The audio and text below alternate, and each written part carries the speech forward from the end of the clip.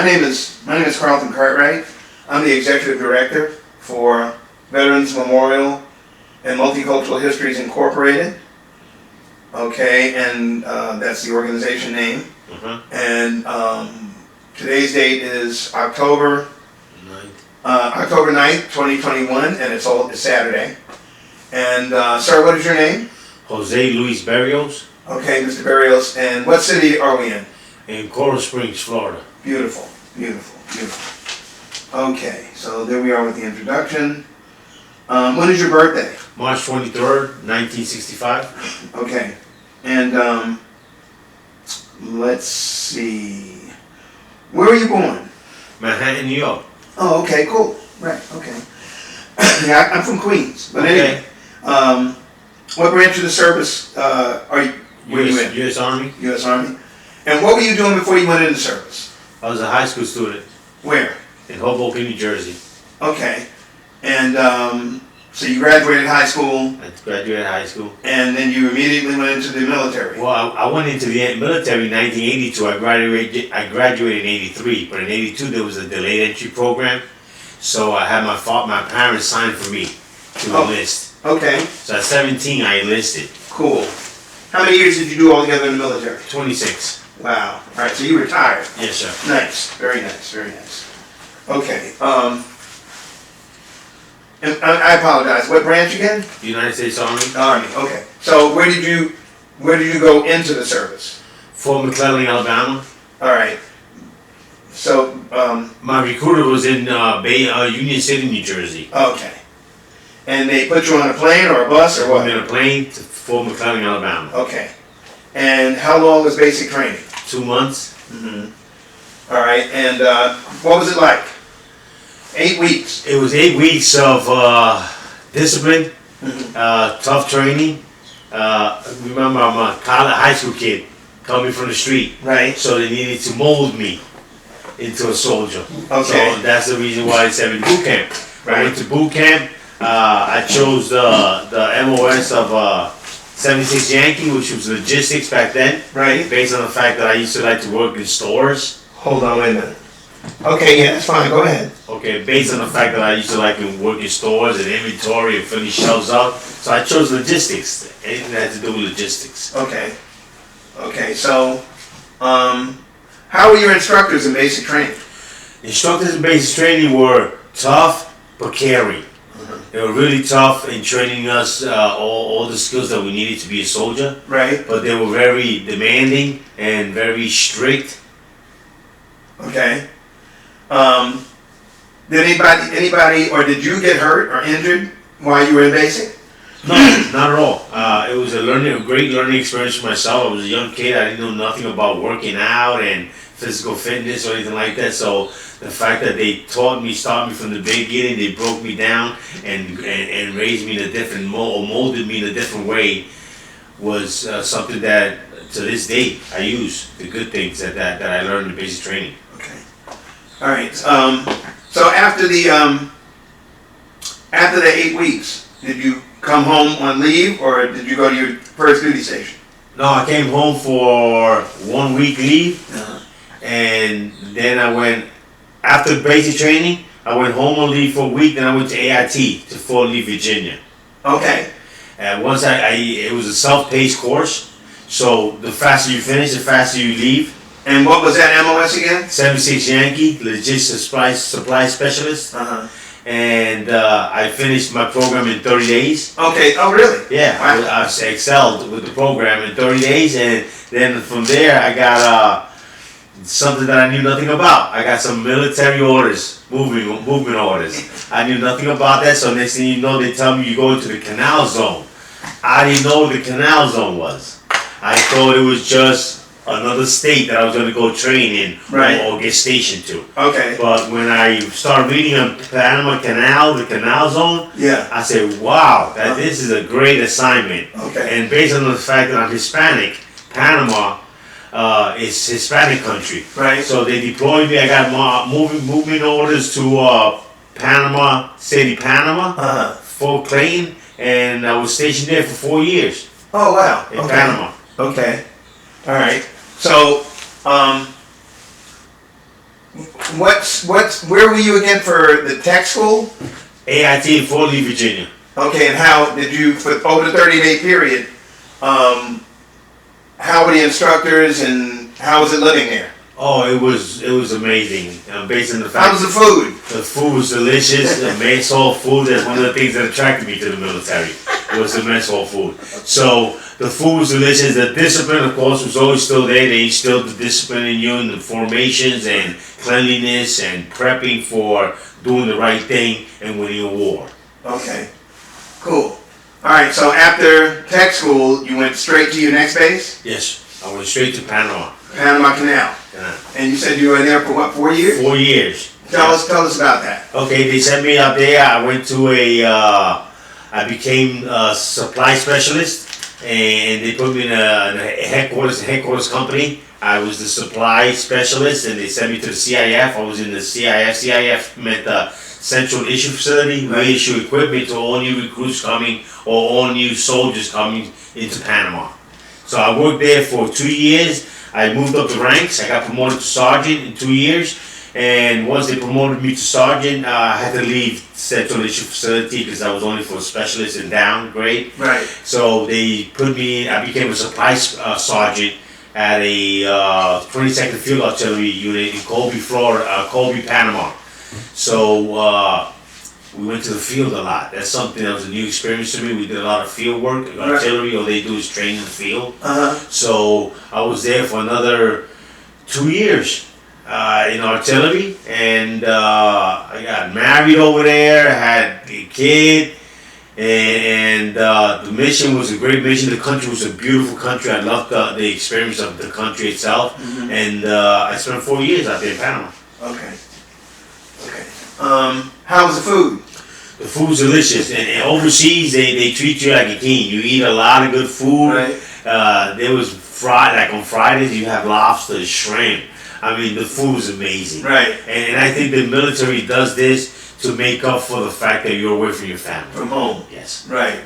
Gotcha. Any casualties over that 4 year period? No, Were you sir. injured at all, or? No, not at all. Okay, no, we didn't lose anybody. We didn't lose anybody. No. We had some deaths, but it was through suicides. Oh. There was some folks who committed suicide, unfortunately. Wow. One individual I remember very well, Sergeant Shaw. He jumped into the canal zone, just drowned, Wow. and they found him floating. So there was a couple of suicides out there. They were going through some issues, soldiers, when they deploy, I guess. Gotcha. Wow. Okay. What rank were you when you finally separated, by the way? Sergeant Major. Sergeant Major. Yes, sir. What is that? E what? E9. Nice. Congratulations again. Thank you. All right. Which is the highest grade for an enlisted soldier. Weren't interested in becoming an officer? Just And asking. you know what? I'm in the trenches type of soldier. I'm a soldier that's in the trenches, like to be in the trenches. I would have liked it had I started thinking officers 5 years into the job. Right. But by the time I was, it was 20 years already in, and there was no reason for me to go. Gotcha. And also, remember, we were a poor family. We were raised poor. So we didn't have no money for college. Gotcha. So it's either join the army or go to work. Right. So I chose to join the army because I want to see the world. Did you use the GI Bill at any time? Oh, I've used it completely to the max. I've maxed out the GI Bill. Okay, for what? What did you use it for? I got a bachelor's degree in sociology. Yeah. I got a master's degree in organizational management. And I got a master's degree in mental health counseling, and I am a licensed mental health therapist. Gee whiz. Okay. Certified and qualified. And I know there's a story there about after. We'll get to it. Yes. Excellent. Tell me, where did you go after Panama? Okay, after Panama, I re-enlisted for Fort Dix, New Jersey. They sent me CONUS. So I went to the Army base, Fort Dix, New Jersey. Okay. And I spent another 4 years there. I was married with my wife and kids, and it was a great mission. We trained basic trainees. I was a supply sergeant for a basic training unit. Okay. So that went very well. I really enjoyed it. But at the beginning of my 4th year there in Panama, in Fort Dix, New Jersey, I decided that, you know what, I'm okay with the military. I love the military, but I want to go to be a civilian. I want to get a civilian job because I'm into law enforcement. My family's into law enforcement. Right. So I decided I wanted to go in law enforcement. So I went ahead and took the test for corrections, and I passed the test. So I got an academy date. So on December of 1989, I ETS for the active duty, Right. and I went to a corrections academy and became a correction officer. Okay. But I enlisted in the Army Reserves. Oh, so you stayed in the reserve. Yes, sir. How many years had you been on active duty up to that point? What year did you? In 1982 and 1989, 7. I got out December of the active duty, then reserve Right. right after that. Cool. So right now you're doing both. Yes. So now you're out, but you're doing reserve. I'm a reservist and I'm a correction officer. Okay. So with the military, where'd you do your 2 weeks? Where did you do your weekends? Oh, in the Bronx, New York. Okay. I did my drills in the Bronx, New Right. York, and then from there we deployed 2 times. I deployed to Operation Joint Endeavor, which was Bosnia, humanitarian aid mission out there. Okay. I did a year out there, Right. and it was an amazing mission. I was in Sarajevo, in Bosnia, and it was an amazing mission. I learned so much from helping people out. Right. The war crimes, good people, bad people. But my mission was humanitarian aid. I wanted to help people out, and that's what we did. We helped out people by giving them food and clothing. They have it. What people? The local people or the military? No, the local community. That's the okay. reason we were there, to help bring the infrastructure back up. Okay. Okay. All right. So nice. Casualties. No casualties whatsoever. I was in the civil affairs unit, so we was all civil affairs. We dealt with the the politicians in the cities to build projects and supply foods for them, and that was our whole mission. Where was that food coming from? The United States? Or where? No. It was coming from United Nations, UNHC, FEMA. And it was your job, and where else? I didn't mean to cut you off. And it was our job to distribute this food to the indigent population. Got it. Okay. So, and that was your job, right? To distribute. Yeah. Okay. So it sounds like you were doing some. Tell me more about your interaction with the people on the economy there. Oh man, it was amazing. First of all, they loved the fact that Americans were there. These individuals were suppressed through years of retaliation from the Serbian government, and these was Bosnians. So our interaction with them was so great. They took care of us. They treated us with respect. They loved us there, and every project that we did was nothing but smiles and thank yous, and we helped in the infrastructure. I went there on 1 month. 9 months later, the country was up and running. The buildings were all fixed, repaired from all the bombings that destroyed them. Right. They were all fixed. There was movement. When I got there was nobody walking the streets. When I left, it was totally populated, the whole city of Sarajevo. So it was a very successful mission. Well, excellent. And how long were you there? A year. 1 year. Right. Deployed there for a year. Yes, and they did rotations every year. A new team. New team would come in every year. Yeah. So okay, at the end of that year, where did you go next? Okay, at the end, military-wise or coming back home? Well, because I did a lot of things back home. And let me ask this. Let me interject real quick. The entire time you were in the military, did you ever have any problems staying in touch with your family at home in the U.S.? Communication-wise. Yeah, communication-wise, they wouldn't write to me like that. That's pretty much the only. They wouldn't write to me. I write to them, and I wasn't raised in a constant communication family. We just wasn't raised like that. So when I was the first one to leave the family. So when I left, it was. I wouldn't speak to my parents for 3-4 months. Wow. Yeah, and now I regret that, but unfortunately, you don't know no better. You're young, you're moving, you're working, you're doing your life. Right. You ain't thinking like that. I'd write them a letter maybe once every 2 months. They reply back, but if I don't write for 2 months, they won't reply back. Right. So it was shaky. I got you. Okay. All right. So after Sarajevo. Right. Did you go home? I came back and I went to police academy. I became a cop in New York City. Okay. NYPD. I became a cop, and I did that until 1997. In 1997, I left the police department. I came here, and I went to school, and that's when I got my bachelor's degree in sociology. Uh-huh. Yeah, I left it because I was having problems with the supervisor, so I just left. How long, that was in New York? New York City. How long were you a police officer in New York 5 City? years. 5 years. 5 Wow. years as a cop. Where? In Staten Island, the 120 precinct. A house was busy.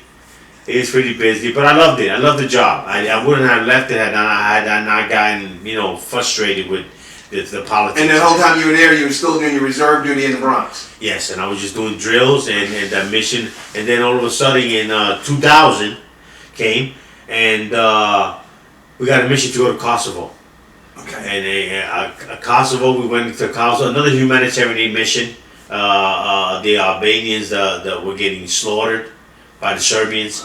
So when we got there, it was the same typical Bosnian mission, the same type of folks, Serbians, Muslims, and they were going through the same thing. The Serbians will isolate the Kosovians, which was folks from Kosovo, Right. and they would take all their land away from them, and they would be homeless, no house, no food, no nothing. We went there to help them out, and as time went on, we pushed the Serbians back to Serbia, and they gave up Kosovo, and now Kosovo is a liberal country right now. It's Okay. free. Wow. Okay. Yes. All right. Okay, so you redeployed back there. We deployed back to the Balkans. And how long was it this time? I was another year there. In Okay. Kosovo was 2000. I came back in 2001. Right. Through those times, my wife had a baby, Uh-huh. my daughter. I didn't see her come out, but she was a healthy baby. I was thankful for that. So Where was she at? Back in. she was back in New York. Okay. Yeah, she was back in New York. Where were you living in New York? In the Staten Bronx? Island. Staten Island. Yeah, Staten Oh, Island. you were living and working there. Yeah, living and working there. Yeah, so which was nice because I was having military background helped me acquire my own precinct that I wanted Oh. because I became a company sergeant. Oh. So the company sergeant had choice where he wanted to go. So I said, you know what, I want to go to Staten Island because I live there. Right. So that's where they put me. Cool. So then I continued with my careers, and in 2000 we went to Kosovo, and then I went ahead and got me my first master's in organizational management at that time, based on the fact that I had a job I was working for. I moved to Florida. Uh-huh. I got a job in a state attorney's office as a consumer fraud investigator. Okay. So I did that for 5 years. In the meantime, I was doing my drills, regular drills with the military. Uh-huh. And in 2004, I get orders to deploy to Iraq. Okay. So hold on. Where did you go to school in New York? What university were you affiliated with? New Jersey, New Jersey City State University. Okay. I did my bachelor's, my master's in University of Phoenix, Okay. and my other master's in Capella University. Gotcha. So in 2004, I got orders. Well, I volunteered to go to Iraq. They had told me that I was going to go train in the Iraqi army, a Right. 10-man team. Uh-huh. What year was that? 2004. Okay. Go ahead. So in March of 2004, Right. I deployed to Iraq. We get to Iraq, and it was nothing about training in the Iraqi army. It was about getting embedded into an Iraqi army and fighting with them. That was a big shocker to me. Yeah. Based on the fact that I had never had any real combat time. Yeah. It was a shocker to me, and it was like I didn't know what was going on at the beginning. But I was the first sergeant at that time, so Right. the team was my team. Mm. So we embedded ourselves in an Iraqi army, a battalion really, and the battalion went ahead and trained. We trained for 2 months. After the 2 months of training, we went ahead and deployed out to the cities on the missions to fight. How many missions did you do? Wow, we did 17 missions approximately. And how many you said in your team? It was 10-man team, and nobody was killed, but 3 were wounded, Okay. and we came back with 7. Okay. With the other 3 were sent home earlier. Okay. I was one of the wounded ones, but I didn't get wounded enough to go home. Okay. So I stood there. Where'd you get hit? I got 36 stitches down here under my leg by my thigh, Right. and 27 stitches in my shrapnel went in here and Wow. here, Okay. and both sides. RPG round was shot at our balcony, Right. and the RPG round just went in, swooped out. 7 Iraqi soldiers dead, 3 of my soldiers laying there, hurt really bad. Yeah. Myself was hurt with the shrapnel that went through, bleeding, Yeah. and it was chaos. It was chaos. So once we picked Once we secure the zone, the site, Yeah. the location, we call for medevacs, Right. obviously, because there was some dead bodies, and it took about 30 minutes to get a medevac in there, and there was some wounded soldiers screaming, and it took about 30 minutes, man. 30 minutes for like 2 hours. So once the Like a lifetime. and the reason why they took so long to get an evacuation was because they had just finished downing a Black Hawk. Okay. So they had to send all their reinforcements around the Black Hawk to secure it. We had to wait until that was secured. So they came and we had some medics, man. The medics was the biggest thing because we were ready to do tourniquets already. We're doing tourniquets. Right. So, but the medics came, they were able to save the soldier's leg and arm. So we were happy for that. Then we got all medevaced in one of the Bradleys and medevaced us to a field hospital. And we got in there, we got into the field hospital, everybody got repaired. Those 3 that couldn't get repaired here in Iraq were sent home. Right. And those other 7 were left there. And we continued our mission for another 3 months. Got it. After those 3 months, we fight every day. Every day that we go out, we get fired upon, Right. and we fire back. Right. So, for 3 months, we were getting ambushed and fighting continuously every time we went out. We were happy to see a Marine team come and replace us. A Marine team came and replaced us, man. We was happy. It was put on a plane and sent back home alive, which was awesome to me. Okay. And I'm sorry, what year was that again? 2004. So that's how you spent through that the entire year, 2004. To 2005. March 2004 to March 2005. Gotcha. All right. So, wow. Glad you made it back. Yeah, me too. And so what's next? What happens next? Okay, when I got next, well, and with the glory of everything you've been through, I got awarded Purple Heart, Bronze Star for Right. a combat mission that we did out there. And I came back to a normal sense of life. But of course, you know, one of my biggest downfall of my whole 26-year military career was I lost my family. Unfortunately, my wife and my kids, I lost them. They were in different ways. Okay. My wife, when I came back, she wasn't the same person again. Right. And it took about 2 years later, 3 years later to realize that this ain't gonna work again. Okay. So we just divorced and she took my kids, man. She refused to give me, I haven't spoken to my kids in 12 years. How many kids do you have? 5. Wow. Gee. I haven't talked to none of them in 12 years. Oh my God. I paid child support all the way to the last one. Right. And that's it, man. I don't know nothing about them. I know where they're at, Right. but they don't want to know nothing about me. So Okay. I just gotta stay away. I understand. Sorry about that. Sorry. Yeah, about and that. that's one of my biggest downfalls of my military career that I took for granted. I took my family for granted. You know, focusing more on my military mission, Yeah. not being here and not being here. You know, society was being here. Right. You know what I'm saying? Life went on. Yeah. Right. Without me. Yes. And when I came back, it was hard to mold it back to my own. I understand. You picked up the pieces. What were you doing over that 2-year period while you were reconciling with your life? Well, that 2-year period, I was just trying to, you know what, I was just focused on work. I was still in the military and I got promoted to sergeant major. Okay. So, you know, with all the glories that you do, promotion will come. Right. So I got promoted to sergeant major Yeah. and made me double the busy as a sergeant major. You know, you're in charge of a company or a battalion. You're constantly meeting, this, that. That just continues to solidify the fact that this relationship with the wife, she was just gonna go, continue to go. So Did that help you, the work? Did it keep you going? it kept me going, but it didn't. No, I would have had changed my priorities, man. I would have focused more on my family Right. because I would have been better off with them right now. Right. You know what I'm saying? I understand. I would have focused more on my family. I love my mission. I love my job. I love. So how did you get through that loss? How did you get through that?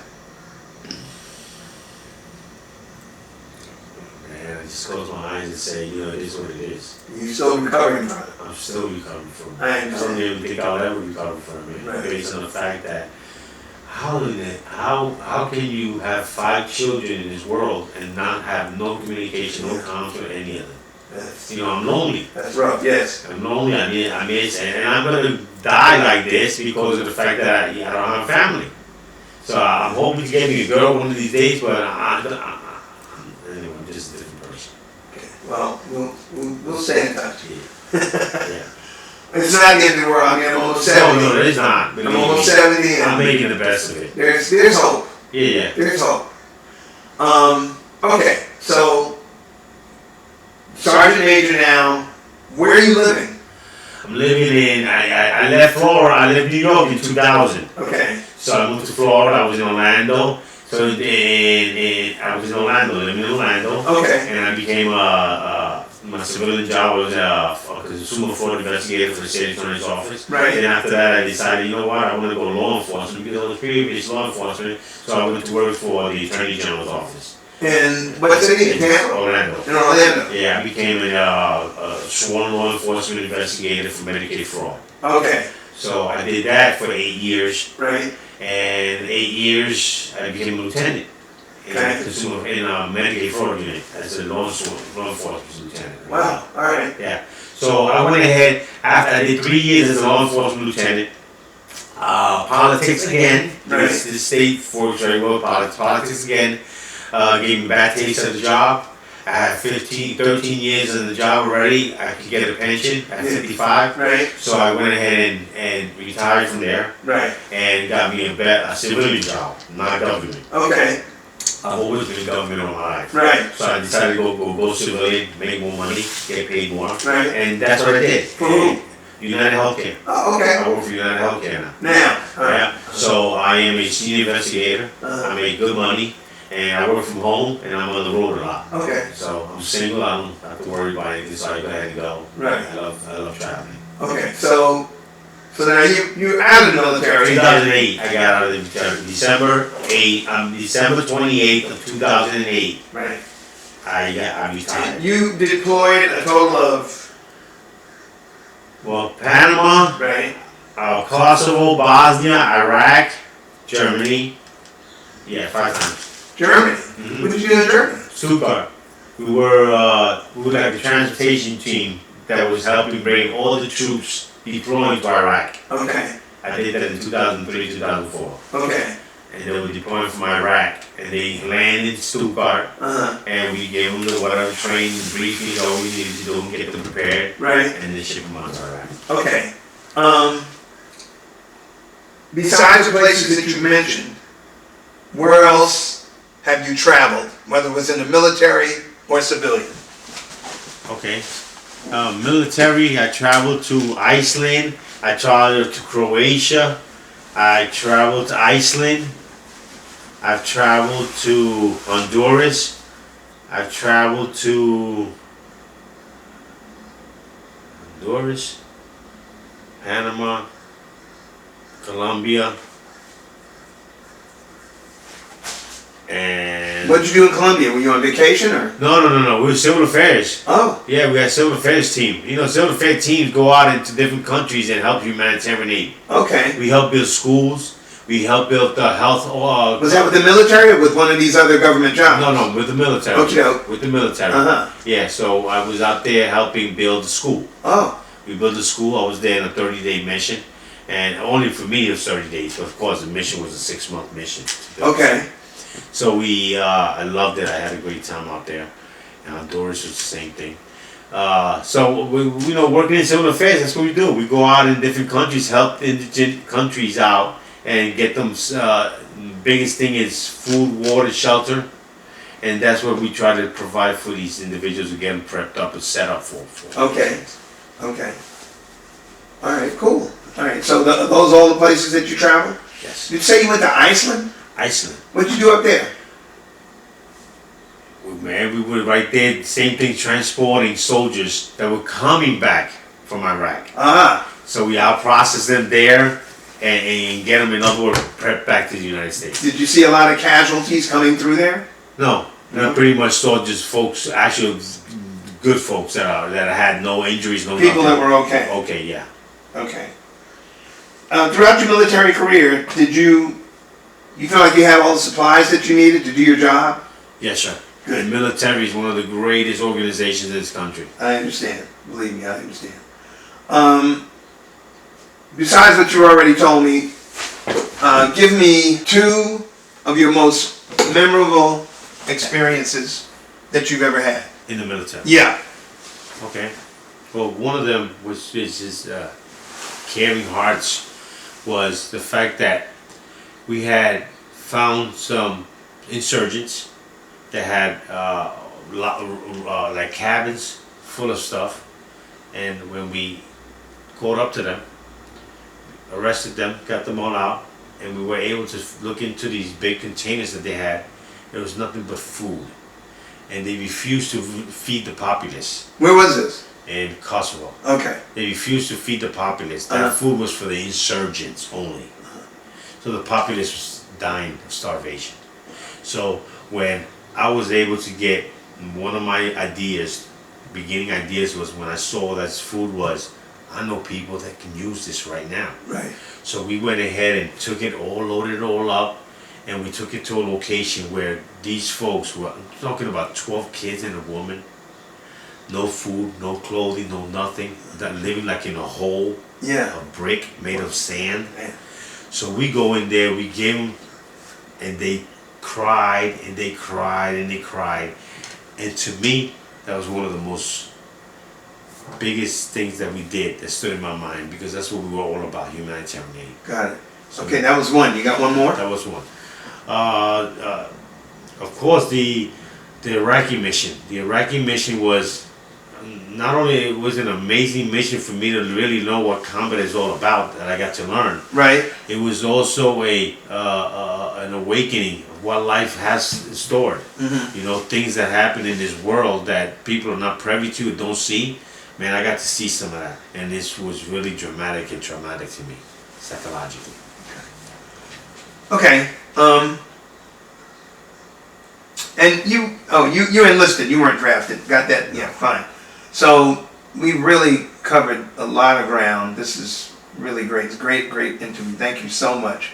Medals, you said any other awards or citations besides the Purple Heart? Oh, I got 21 ribbons, man. So I got so many awards. The Joint Commendation Medal, which is something that's given in the only one of the highest awards given in peacetime. Right. That was given that for my operation in Bosnia. Right. I did an awesome job as a staff sergeant. Okay. Man, I took care of officers, enlisted, everybody for the whole year. Logistically, there was water, there was trucks, vehicles were well maintained.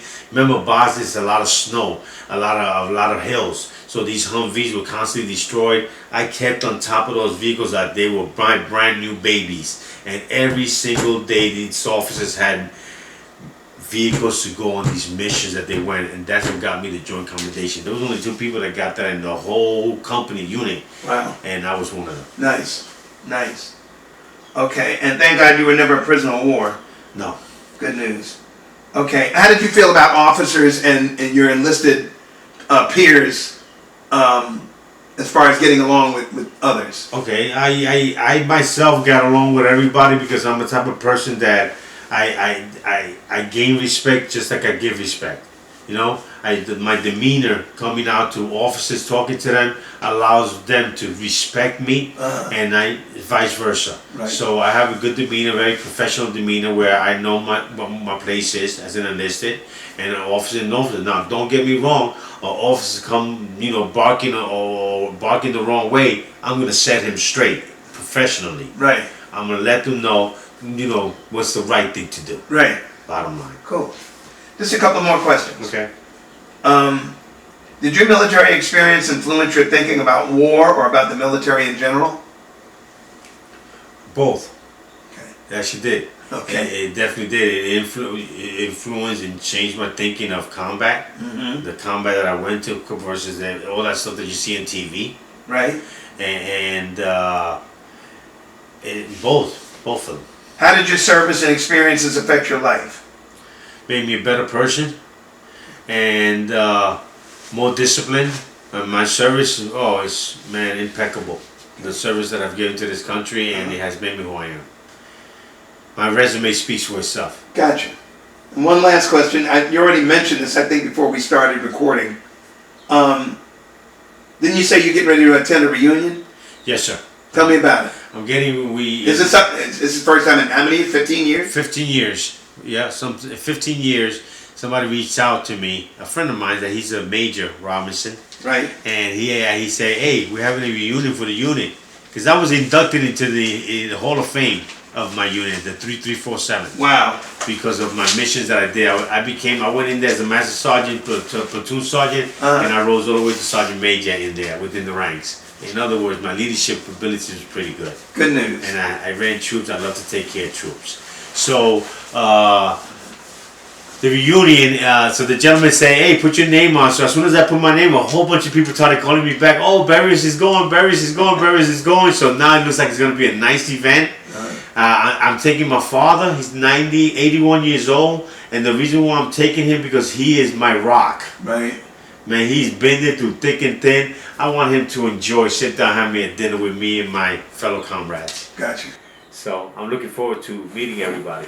Is there anything else that you would like to add to this conversation? Well, I just want to talk about my whole military career. It was an amazing experience all around. Mm-hmm. I learned a lot, made me who I am now, and I am a very productive citizen in this country, in life. And if anyone gets a chance to join the service, man, do it, because it's an adventure. Cool. That's exactly what I did when I joined. I thought it was an adventure and I got it. Okay, well, I want to thank you for your service, number one. You're welcome. And number two, I want to thank you for a great interview. You're welcome, sir. Absolutely. Have a nice day. Yep, you too.